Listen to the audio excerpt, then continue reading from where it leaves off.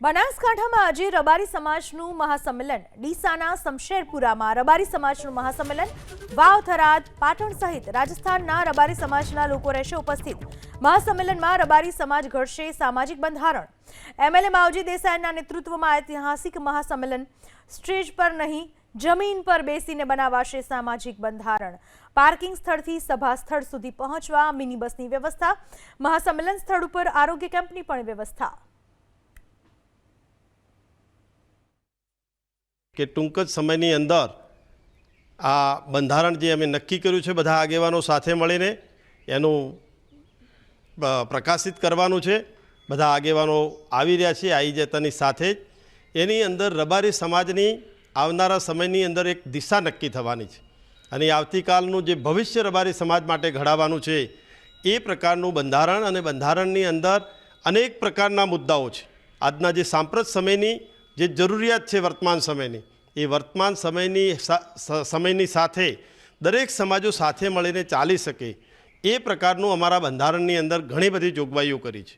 એમાં સૌથી મોટી જે વ્યસન મુક્તિ છે એ તમામ પ્રકારના વ્યસનોથી મુક્ત આખો સમાજ થાય।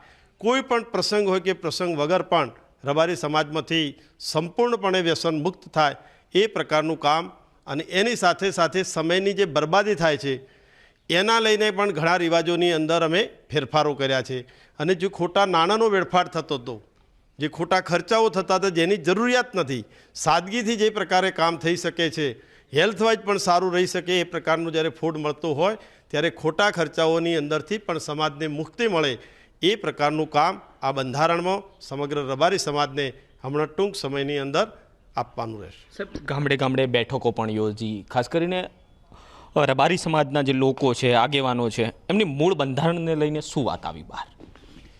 અમે છેલ્લા ઘણા દિવસથી સૌ આગેવાનો સાથે મળી અને અલગ અલગ ઝોન વાઇઝ બેઠકો કરી છે અને બેઠકોની અંદર અલગ અલગ સુઝાવ લીધા છે।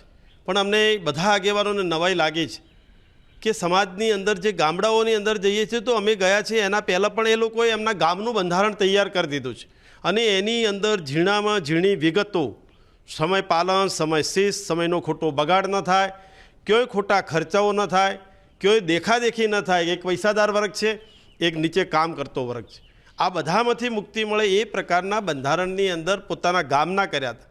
પરંતુ અમને લાગ્યું કે સમગ્ર સમાજ, સમગ્ર ગોળ અને સમગ્ર પરગણાનું જો થઈ જાય તો આ તૂટવાની શક્યતા ન રહે। એક ગામવાળા બીજા ગામ જાય, દરેકનું સગોવાલું એકબીજા સાથે હોય, એટલા માટે કરી અને અમને આ વિચાર આવ્યો કે એક સમાજ એક રિવાજ એ પ્રકારનું બંધારણ, સરખું બંધારણ જો બધા જ આખા ઉત્તર ગુજરાતમાં થઈ જાય તો મને 100% ભરોસો છે કે આ બંધારણ 100% પળાશે અને રબારી સમાજની આ બંધારણને લઈ અને ખૂબ મોટી ઉન્નતિ આવનારા સમયમાં આપ સૌને પણ જોવા મળે।